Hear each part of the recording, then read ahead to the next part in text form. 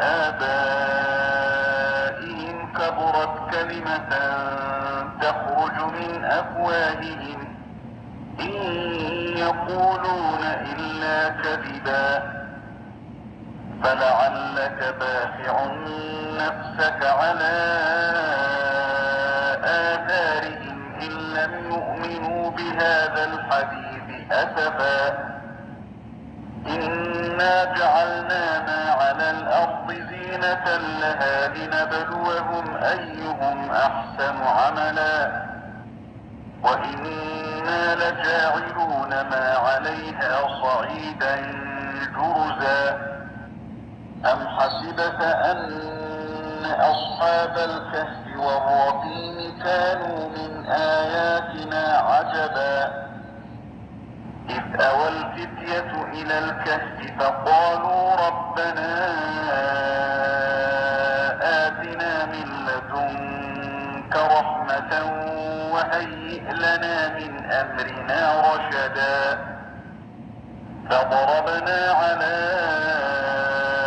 آذانهم في الكهف سنين عددا ثم بعثناهم لنعلم أي الحزبين أحصى لما لبثوا أمدا نحن نقص عليك نبأهم بالحق إنهم فتية آمنوا بربهم وزدناهم هدى وربطنا على قلوبهم إذ قاموا فقالوا ربنا رب السماوات والأرض لن ندعو من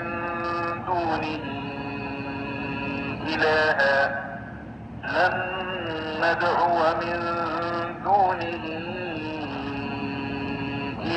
لقد قلنا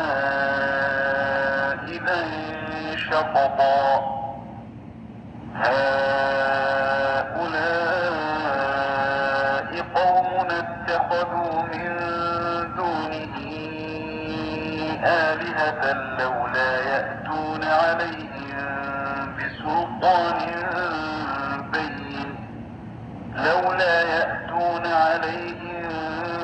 بسلطان بين فمن أظلم ممن افترى على الله كذبا